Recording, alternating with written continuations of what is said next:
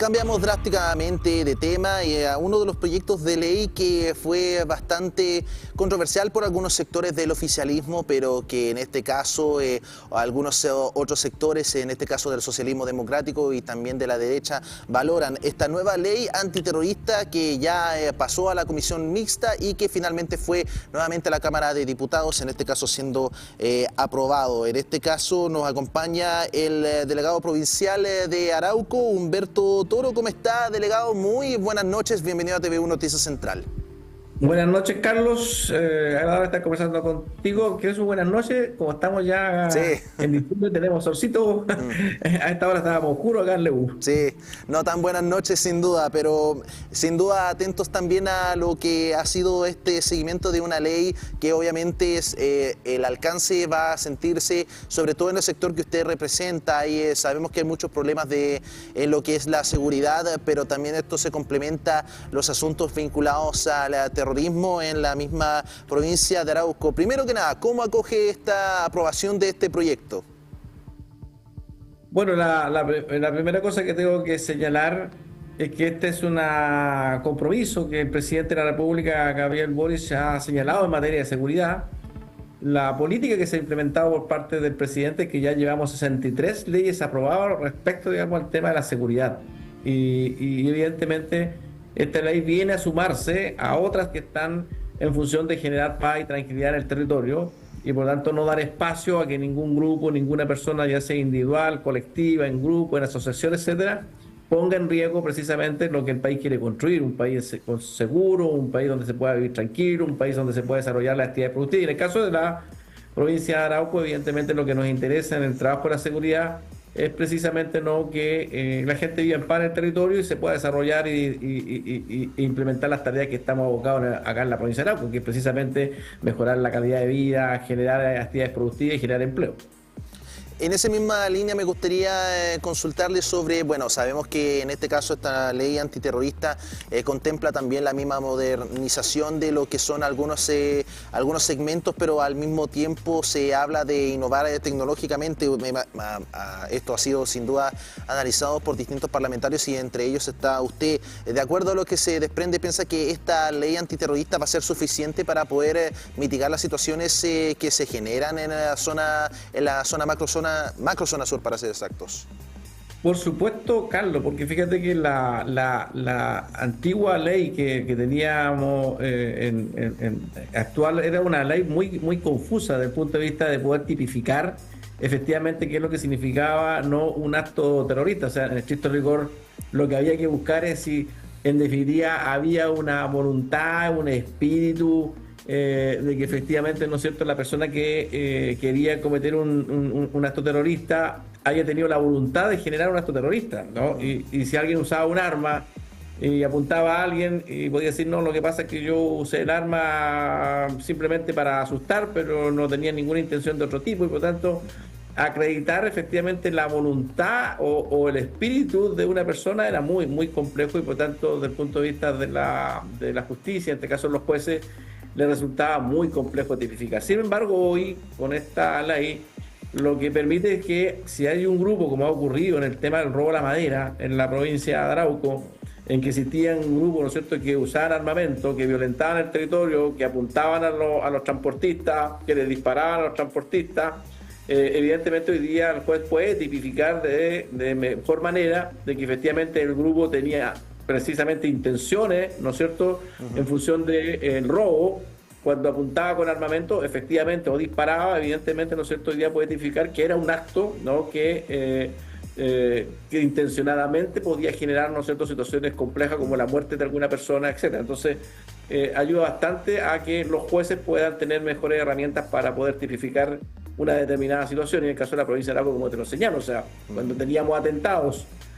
incendiarios y luego los podíamos tomar detenidos in situ o en fragancia, un juez hoy día puede determinar que efectivamente a partir de los argumentos este grupo que llegó al lugar, que generó atentados, que sacó con armamento, digamos, a las personas del lugar y luego procedió a incendiar, efectivamente es un acto, digamos, que puede acreditarlo de mejor manera. Y en esa misma línea, bueno, sabemos que en la gran mayoría de sus segmentos el proyecto generó bastante consenso, tanto entre el oficialismo y también la oposición, pero hubo un punto en particular que también está generando reacciones por parte del Partido Comunista y también del Frente Amplio, que es la aplicación de este IMSI Catcher, que es un captador de datos, que ya hay reacciones que aún se están manifestándose por parte de estos sectores que acabamos de nombrar. Antes de ver unas declaraciones vinculadas a esta situación, ¿cuál es su postura respecto a esto? ¿Usted piensa que es una exageración de aquellos sectores del oficialismo o piensa que es más que necesario para poder solucionar los problemas de seguridad? No, yo me voy a remitir en estricto rigor que lo que uno requiere son herramientas hoy día eficientes para que efectivamente nos ayuden a capturar a las personas que cometen delitos graves, en el caso de la provincia de Arauco, como el crimen organizado, el robo de la madera, el tráfico de droga, etcétera. Y evidentemente se requieren instrumentos que te permitan ubicar a la persona. En este caso, lo que hace este instrumento es fundamentalmente geolocalizar, ¿no?, dónde está la persona ubicada. El mayor temor que existía respecto a este instrumento era que, claro, se señalaba que el hecho de ponerlo en uso, en práctica, era el que capturaba lo que estaba sucediendo en alrededor. O sea, que habían otras personas que no tenían nada que ver con un determinado delito, etcétera, o asociaciones pertenecientes a alguna asociación ilícita o a un grupo, digamos, violentista, es que se pudiera uno enterar, ¿no es cierto?, de las situaciones de Juan Pérez, que no tiene nada que ver y que está en torno a la persona cercana o en la cercanía de la persona que está siendo ubicada. Pero ha quedado bastante bien tipificada también en la ley, en la que se va a usar solo, digamos, para la geolocalización de la persona que se está buscando, que se necesita tener información sobre ella, y queda absolutamente, ¿no es cierto?, grabado y en gravamen al interior de la ley de que no puede ser usada para otra cosa, digamos, respecto, digamos, a la individualización de otras personas que no tengan nada que ver con el delito. Y eso queda tipificado hasta, digamos, con sanciones a quien pueda, ¿no es cierto?, hacer mal uso, digamos, de información de personas que no tienen nada que ver con respecto a la persona a la cual se está geolocalizar y saber exactamente qué está haciendo, qué está ocurriendo, con quién se está comunicando. Delegado, le invito a repasar algunas reacciones ya después de lo que fue esta sesión en la Cámara de Diputados, en este caso de la ministra del Interior, Carolina Toá, quien también estuvo en esta circunstancia. Pasemos a ver esas reacciones y retomamos con esta entrevista. Lo que logramos con esto, en primer lugar, es tener un acuerdo respecto a cómo tipificar el terrorismo. Eso es lo más complejo y esa era la gran falla que tenía la ley vigente hasta hace poquito, que tipificaba de tal manera que era prácticamente imposible demostrar que un delito se trataba de un delito terrorista. Pero no solo eso, sino que se logró una legislación que pone el acento y genera las señales claramente a la Fiscalía para que se persiga especialmente a las asociaciones terroristas. El potencial de daño que tiene el terrorismo es precisamente porque detrás suyo hay organizaciones que, aunque se detenga a los participantes en ataques concretos, siguen actuando en el tiempo. Ahí están las palabras entonces de la ministra Toá refiriéndose a la aprobación del proyecto y bueno, también otros detalles que se desprendían de este punto de prensa es donde habló incluso de esta situación donde el Partido Comunista y el Frente Amplio hablan de recurrir al Tribunal Constitucional sobre, obviamente, este segmento que para este sector ha significado discutir el IMSI Catcher. Yo me imagino, y también por lo que puedo rescatar, acá las medidas son más que bienvenidas y al final del día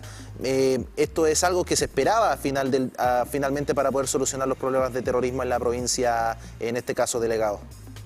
Sí, mira, o sea, yo me quedo con lo que en definitiva se votó en el Parlamento. O sea, el 98% de los votantes, y en particular que son actores también de gobierno, votaron a favor de la ley. Es evidente que pueden haber algunos actores que con legitimidad entienden de otra manera y que puedan y tienen derecho, digamos, a tomar las medidas que consideren. Nosotros, desde el punto de vista del gobierno, lo que hemos estado trabajando fundamentalmente es precisamente seguridad y usar todos los instrumentos que permitan que efectivamente hoy día los tribunales tengan las herramientas para sancionar hechos que son gravísimos.